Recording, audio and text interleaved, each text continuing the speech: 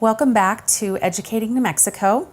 My name is Bonnie Murphy. We're continuing our series. It's about parent involvement in schools on a very different level than most of the discussion has been about. This is Educating New Mexico. I'm Bonnie Murphy, and this is Songtree Pioche. Well, first of all, thank you for having me here. It's a true honor, and I'm so excited to share my journey in the last couple years with you and with others. Thank you so much. So tell me a little bit about yourself. I am married and I have 3 kids. We live in Bloomfield, New Mexico, and I'm Taos, Pueblo, and Oglala, Lakota. And my husband, Sanchez, is Navajo. So we represent 3 tribes, and my mom is Oglala, Lakota.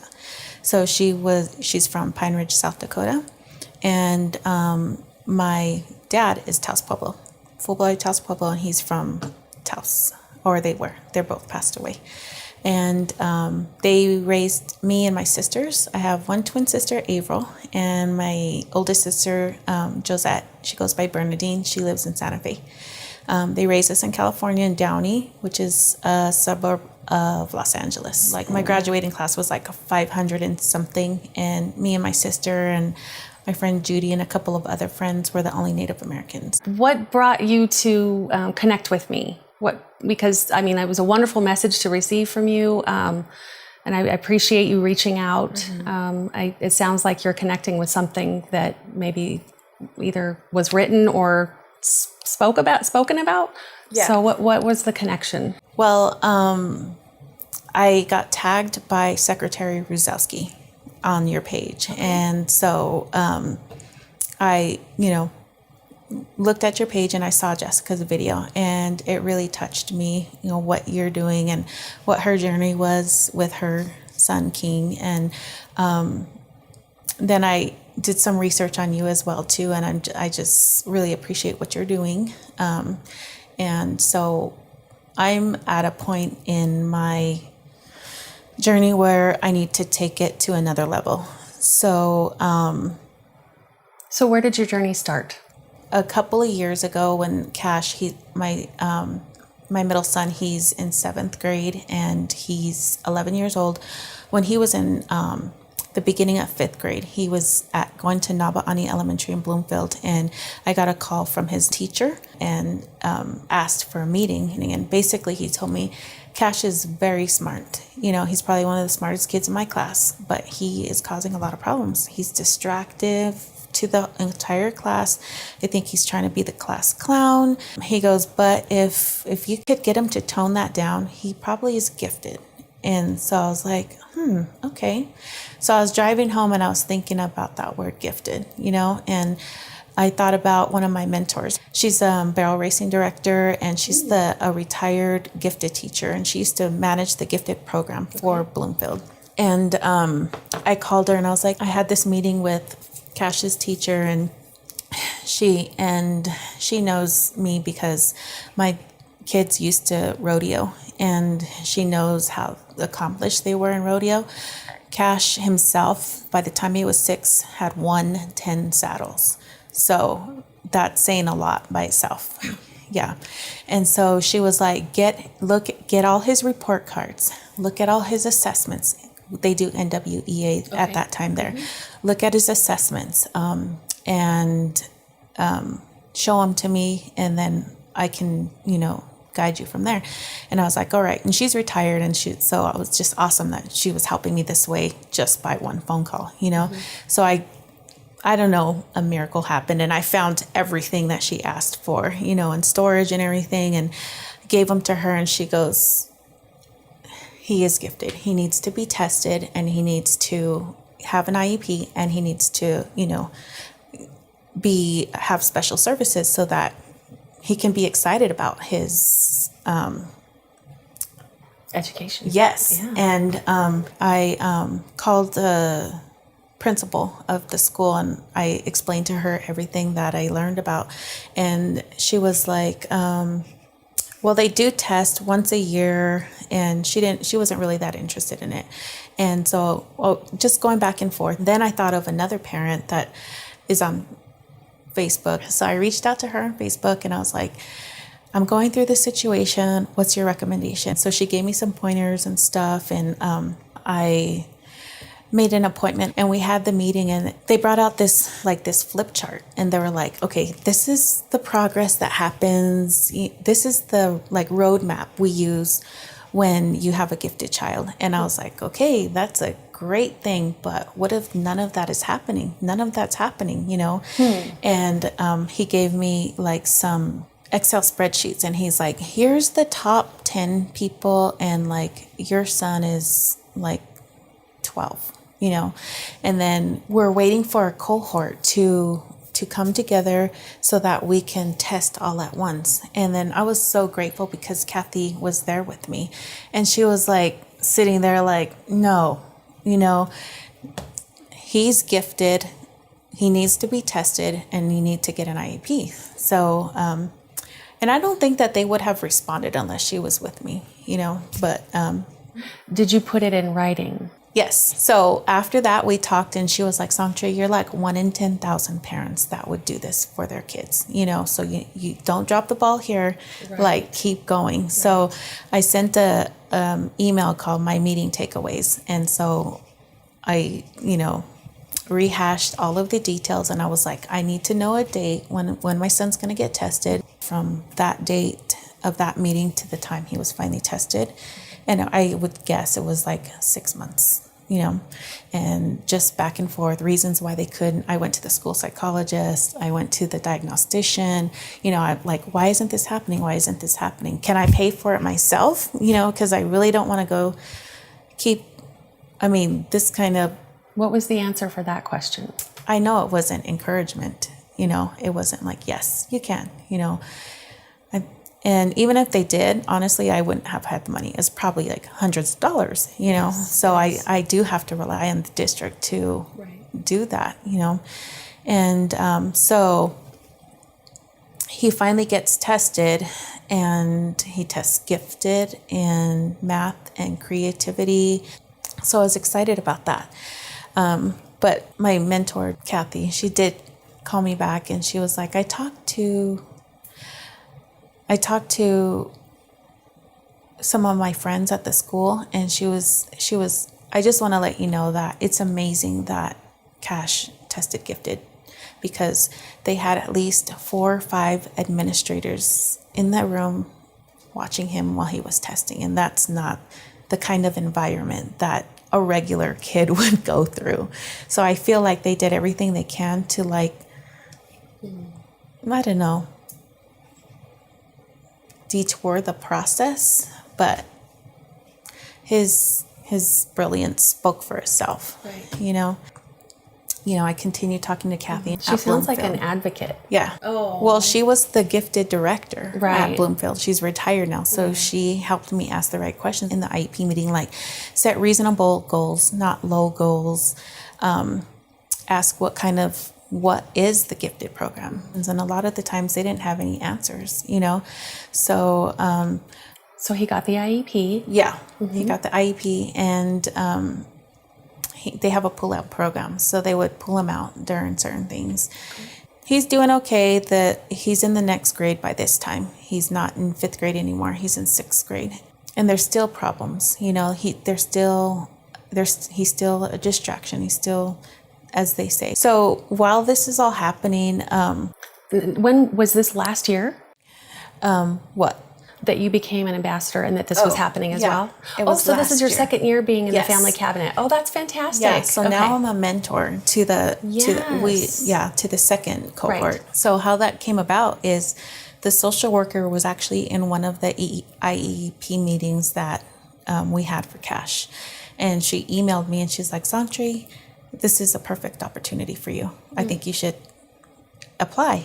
And I was like, yes, because I read, what it was about, and basically what it is it was the inaugural family cabinet. Yes. And what they want to do is they want to educate and inform parents about state assessments, the PARC testing, teacher evaluations, school grades, budgets, all of that stuff, so that we can be an informed voice in our community.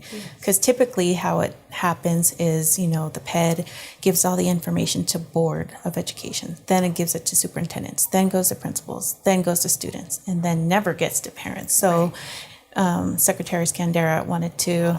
Yeah, So I heard that interview that she did with over at the Teacher Summit. Did you get to go to that? No, I didn't. Okay. It was during working hours, so I couldn't make it. But That was when I was truly inspired to begin, being part of the change in education. Yeah, because I heard that, and it was like, that was very honest of her to admit that, that was one of her biggest regret was that the information was not funneling down. So they've decided to create these groups, cabinet members, networks to help the public become more informed, teachers and parents. Yes. And so as a parent, what was your interest in, or was it your interest as a teacher or a parent or? Well, I felt like I was going to these meetings unprepared. Like I didn't know acronyms. I didn't know education law or anything like that. So I applied and went through an interview process, and they just asked me how do you get information to parents? And I was like, basically,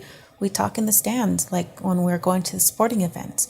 We talk, at the grocery store. We talk at different places and share information, and we don't know, what's going on, except for what comes home on papers in our kids' backpacks, and sometimes that doesn't even happen, So I was selected, and I was ecstatic about it. I was like, yes, you're learning a curriculum basically. Yes. So you're gonna have to study. You're gonna have to do research. You're gonna have to, do all that. And so we met 5 times throughout the last year, beginning in March 2017, and so I was able to go back to Bloomfield schools. And I wonder why there's no parent advisory councils active. There was nothing happening. So there What wasn't about the Parent Teacher Association, Parent Teacher Organization? nothing. Nothing? Nothing. I mean, one school had one, Blanco, which my kids don't go to. So, I went to Navajo Indian, and I was like, how come we don't have a parent teacher organization Right. or a PTA or, whatever? There's no interest. And I was like, well, I'm interested, and I have all this information and I'm really dying to share it, Yes. So, well, let me put you in touch with this other parent that is also interested. There's 2 of you. So at the open house, we had our table, and we were like, we're starting the PTO. Yay. And got like 30 signatures of people some people were like, sorry, we can't.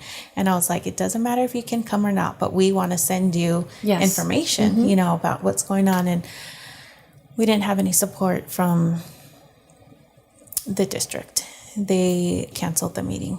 And so, I just keep running into different things like this.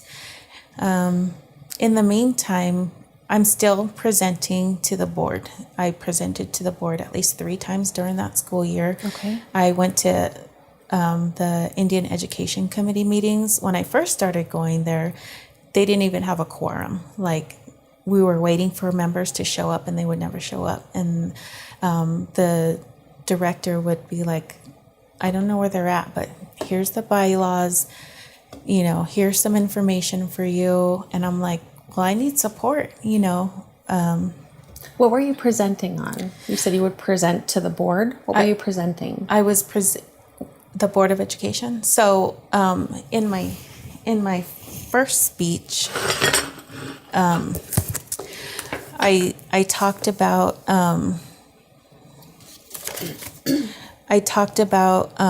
the challenges that I faced as a parent, like to support the needs of my kids, which is tutoring, understanding IEPs, having an advocate to walk me through this process. So I was presenting on the struggles that my three kids are facing individually. So for instance, my daughter, at that time, she was in 10th grade, and she plays 3 sports, volleyball, basketball, and softball. But she struggles with math, and specifically algebra. And she didn't have access to a tutor. I asked the school, what kind of tutors, how are you supporting your athletes? Is there tutoring services?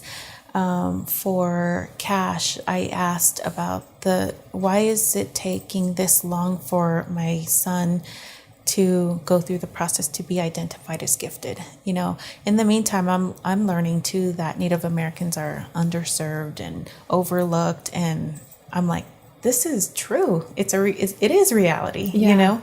And then my youngest son has an IEP that is developmental delay, and he goes to Navajo and culture class, and he's supposed to be learning the Navajo language and culture for 2 hours a day, or I think it's 1.5 hours a day.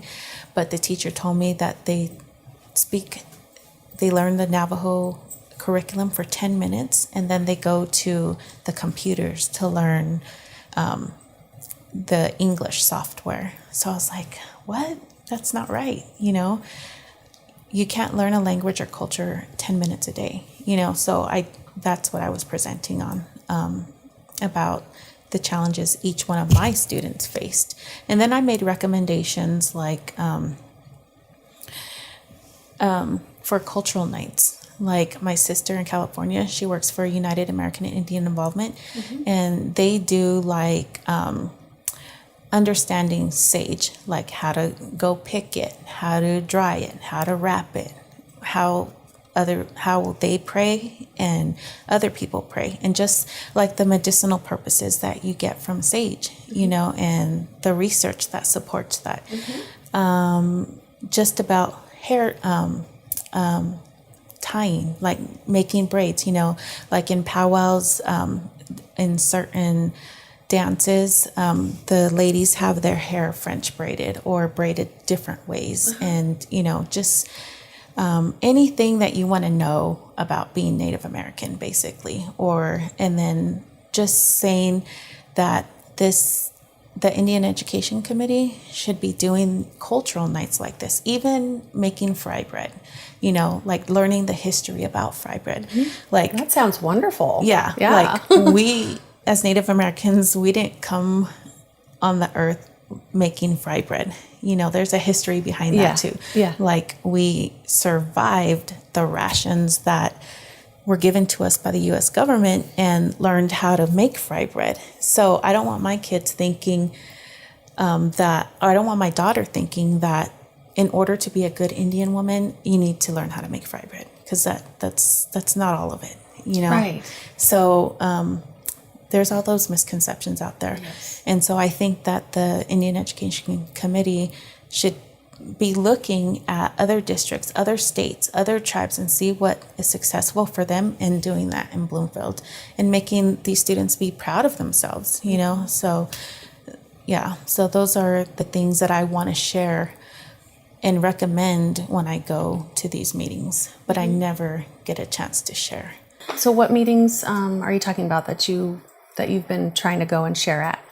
So at Bloomfield Schools, they have an Indian Education Committee, and this committee is made up of parents, and it's required by law.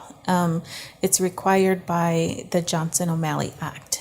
The district receives money, and they have to have parents helping decide how to spend these dollars, right? And you guys are following this law? No. So you at least have a parent advisory. There is in the Indian Education Act. Where do they meet? They meet at the administration building, and so they meet once a month every year, except for in July. Yeah. And they follow the Open Meetings Act, so they're supposed to post their agendas 3 days in advance. They're supposed to decide what's on the agenda, and they're supposed to follow the agenda. They're supposed to have a quorum. And post their agenda afterwards. Yes. I mean, post their minutes. Yeah. Right. And they're supposed to have public commentary. They're supposed to, and what I learned as being an ambassador is the PED even has recommendations about how Indian education committees should interact. It shouldn't be that formal. It should be really like genial. People should be able to talk to each other, and not be so formal. Okay. But what does the statute say? I mean, there are recommendations, but then what do the statutes say? Are the statutes really just bare bones and kind of formal? Yeah. Or- Well, no, they all say that parents should be able to go to these meetings and speak on behalf of their children. But do the statutes say how to do that in the meetings? No. Okay. Yeah, so there's no specific direction, but the Indian Education Committee in Bloomfield has adopted the Open Meetings Act. Got it. So so they're saying we are going to follow this. Yeah, so I have educated myself, informed myself about those laws, and try to follow that. But when I go to these meetings, they don't have a public commentary. So I drive, almost 100 miles, take time off of work to go to the meetings that happen at 4:30 during, the day, and sit there the whole meeting, and I still can't say anything. So that makes me angry and frustrated. Is there an avenue for you to discuss that with them, or to say something to them, or to ask, or what do you do next? So the next thing you have to do is you have to submit a formal complaint. So if you're not satisfied with the outlet that you have at the Indian Ed Committee, then you submit a formal complaint, and I did do that as well. And who do you submit a formal complaint to? The superintendent. Okay. So I submitted a formal complaint. And then what happened? And then nothing happened. How long ago was this? This was like over a year ago. Any follow-up? What happened basically is they called a meeting, and the federal programs director and the office manager were there at the meeting. The human resources director was there, and I told her everything, all of my issues. And one of them specifically being all of the Native American all of the Native American students with CIBs on file have a benefit called parental shares. I'm sorry, what is a CIB? Certificate of Indian Blood. Oh, right. Yes. Okay. So every year they decided that every student that has a certificate of Indian blood on file gets $75 parental share benefit. So say you're going to take the ACT and it's $25. They'll reimburse you half of that. So last year, my daughter, who loves performing arts, went on a trip to California that was required by her class. It was a national competition, and it costed $900. And so I submitted that for reimbursement to get the full $75 back, and they denied it. They said that it wasn't a culturally appropriate trip. And so I went to the meeting, and I wanted to explain that it is culturally appropriate, because in order to make music, you have to know how to read music. So culturally appropriate, does that mean that it has to be Native American culture appropriate? I don't know what it means, honestly. But what concerns me is everybody else that submitted a school-sponsored trip reimbursement request got it if they had their paperwork in. What concerns me is that because I've been going to these meetings, they denied it.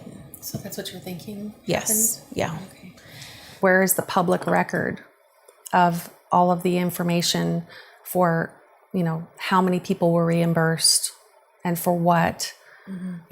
Partly because of accountability and transparency, but also because of giving an idea to the future, students and parents and generations, what we're doing and what we can learn from, how we can do it differently if it doesn't work. So we can learn from the mistakes of the past if it was a mistake. Yeah. But that's just one more example. And then,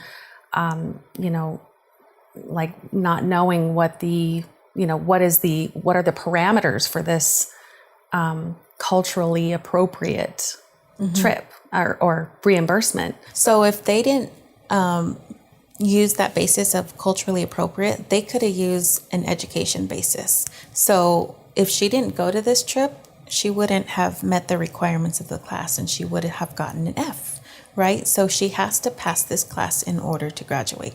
So they're setting up a barrier for her to graduate, and I had to pay $100 a month to and a payment plan to be able to send her to that experience, and now they won that competition, and now she understands, or now she got that experience and she can build upon that, so if she wants to be a music producer or a performer or something, she can do that, so I don't think it's up to I think they should have listened to me to explain this to them, and then they could have made a decision then. But you didn't get a chance to hear, to say anything. I don't know very much about Native American culture, or mostly about the way that there's a crossover. Like there's the PED, the New Mexico Public Education Department, and then there's the Bureau of Indian Education, and then there's, that's I don't understand. Like what is applicable and what's not, as far as So I was able to learn that information as an ambassador. So the PED oversees public education, right? And they do have the Indian Education Division also, which oversees the Indian Education Act. And then they have the Special Education Bureau, which includes gifted and students with disabilities. So becoming an ambassador helped me understand that and more, and it I've been able to debate, like I feel like sometimes we as ambassadors know more than school officials, What is your, the school, it's in Bloomfield, right? And the school is, what's the name of your school, of your, well, you're probably in several different schools, right? Yeah. And what district is that? Bloomfield schools. Okay. And those are under the PED? Yes. Or, but does the Bureau of Indian Education come in there at all? The BIE is schools that are on the Indian reservations. Okay. So Bloomfield is is not on a reservation. Okay. Yeah. So. Okay, got it. So basically it's a school and they follow all the other laws, but they have more, they've adopted and they're following more of the policies but shouldn't all schools? So shouldn't there be? Well, in New Mexico, we have the Indian Education Act. Right. So I don't know of other schools that have an Indian education, meeting. Yeah. Well, all schools in New Mexico are supposed to have that under the Indian Education Act, under ESSA, under Impact Aid Education, I believe. They're supposed to have a parent committee that is supposed to be talking with, in partnership with districts on how to spend their money.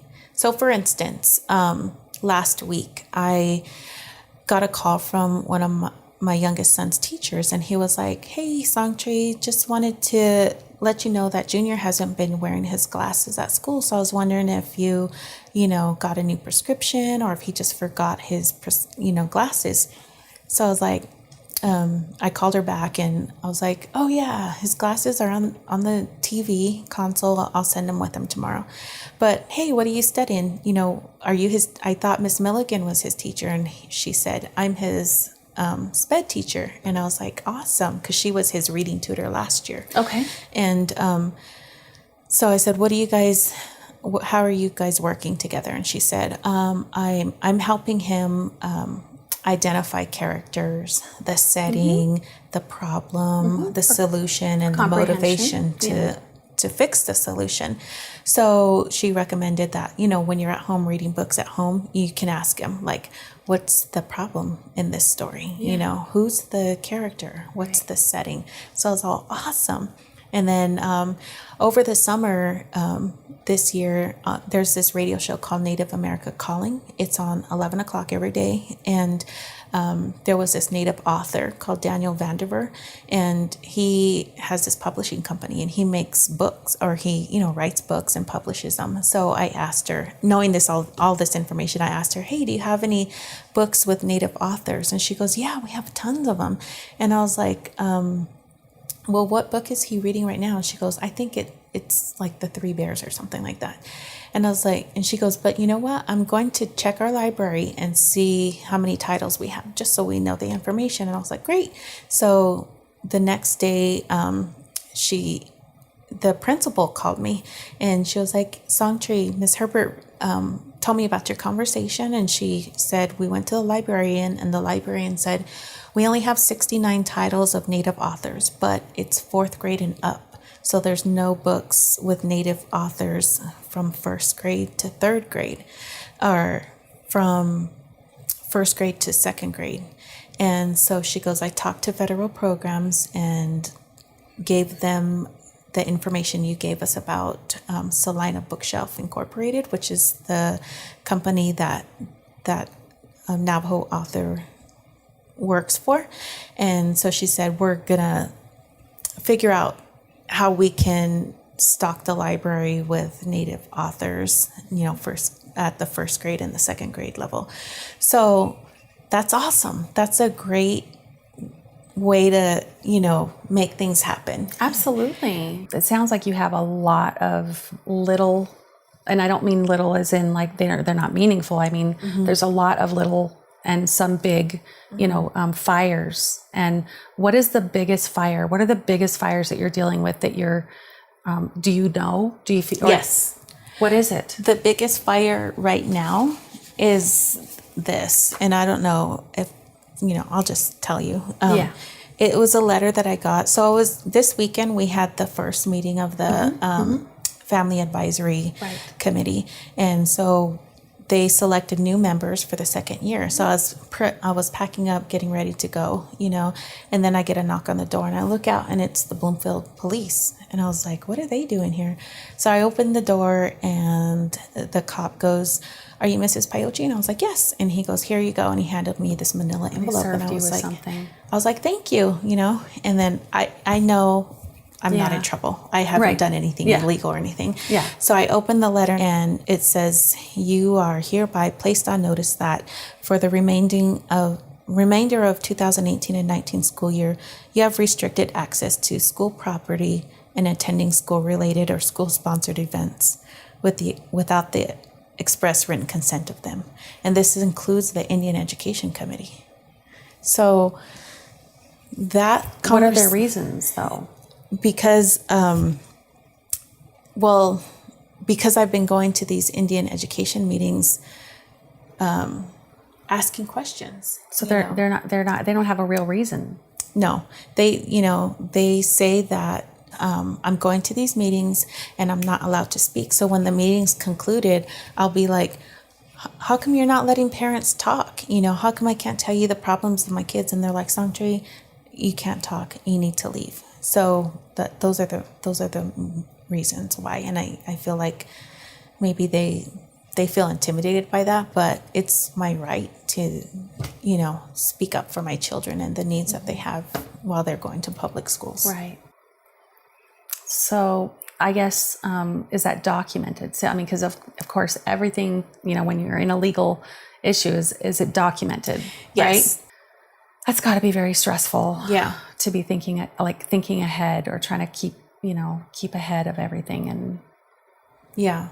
So, this is what happens to parents when you become informed and educated about... And you use your voice. Yes. They are going to marginalize it as much as possible, even to the point where you can't even go onto school grounds without being escorted by a police officer. But what we're going to do is we're going to make sure that there are so many parents that are speaking out about the things that are happening that they can't possibly take care of everybody at once.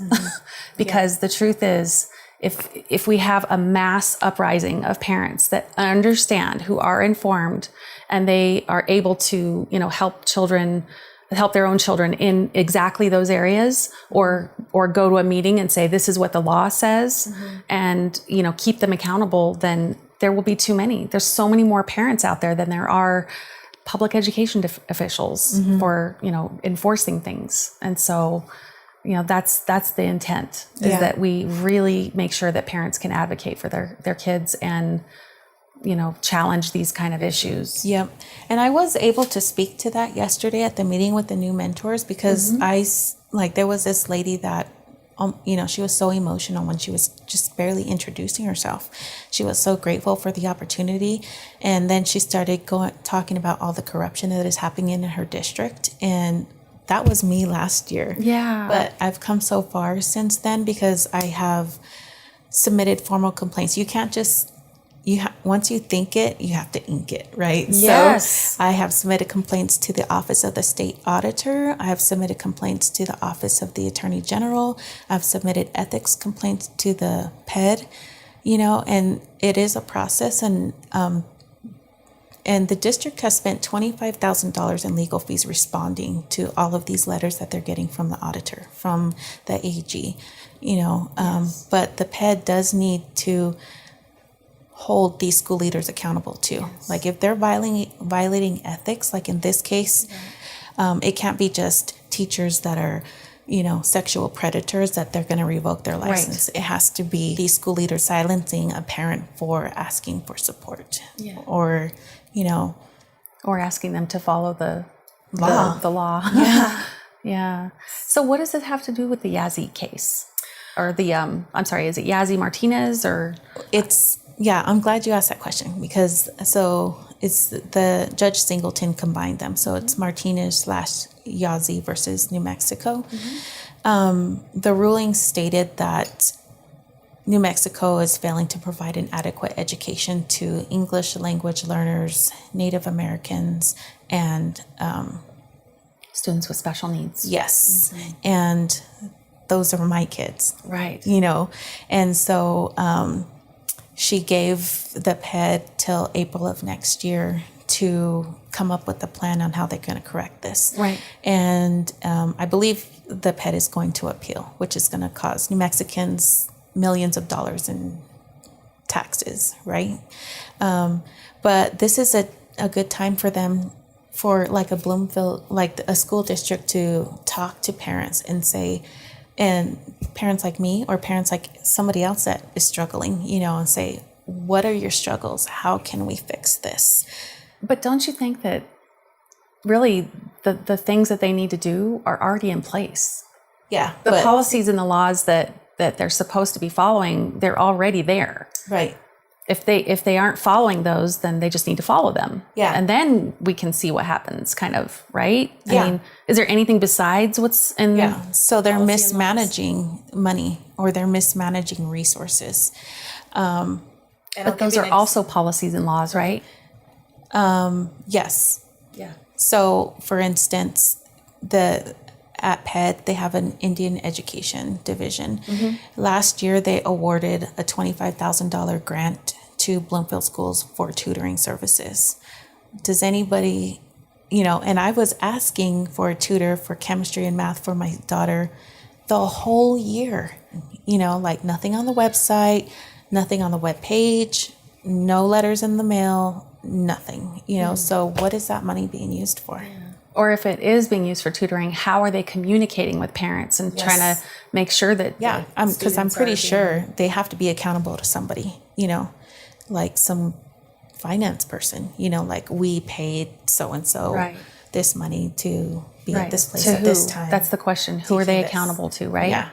And then if they're accountable, then where's that information? Mm-hmm. Like who says, okay, it sounds like they did not follow what they were supposed to be doing. How do we know that? Mm-hmm. How does the public know that? Yeah. How does anybody know that? Where does that information go? Mm-hmm. And there's some days that I'm like, after these meetings, I'm crying, But you're doing it alone. Mm-hmm. Why are you doing this by yourself? Because first of all, my ancestors did this for me. They went through boarding schools. They endured worse than this. And so it's my obligation to do that for my kids and my kids' kids, because they're seeing me stand up. They've been to these meetings with me and they're like, Mom, like, why do they treat you like that? And I was like, I didn't even get to talk about the how I created the Gifted Advisory Council at You Bloomfield did? schools. Yeah. So Yeah, I need to know about that because that's something that I see missing in schools that I've worked at. So Yeah. how do you go about doing that?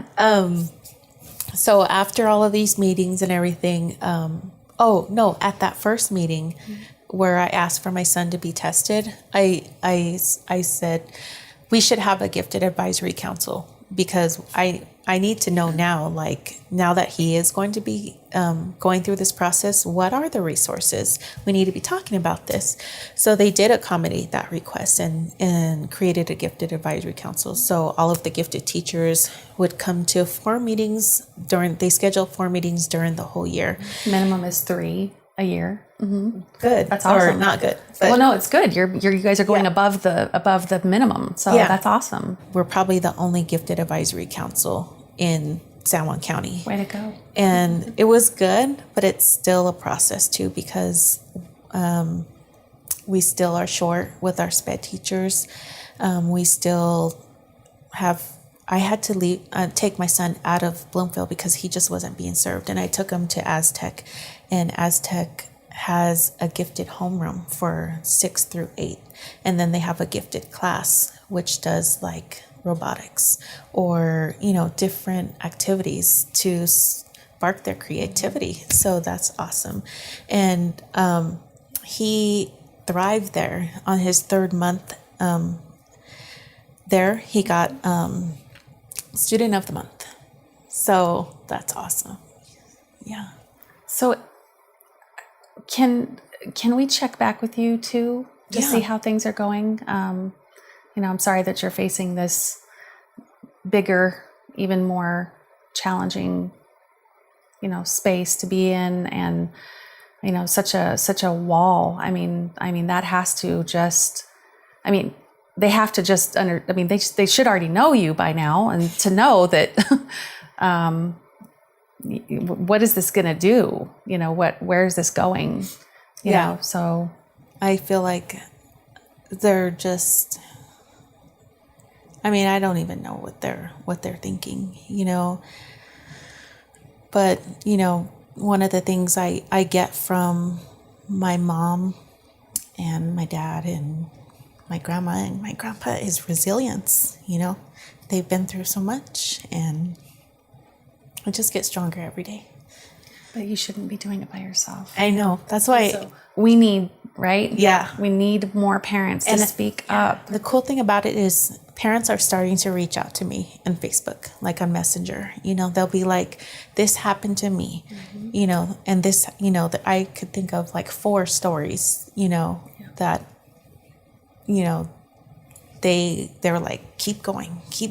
And I'm like, and I will, but, It would help to have more voices, wouldn't it? but I think they're scared of retaliation because of what I've went through. Absolutely. Absolutely. And some of them are employees of the district, and so they're scared of for their jobs too. Maybe for their children too, if they have children in the district. Yeah, they're like, well, maybe we'll see how she goes, and It then reminds me of a mafia or a mob.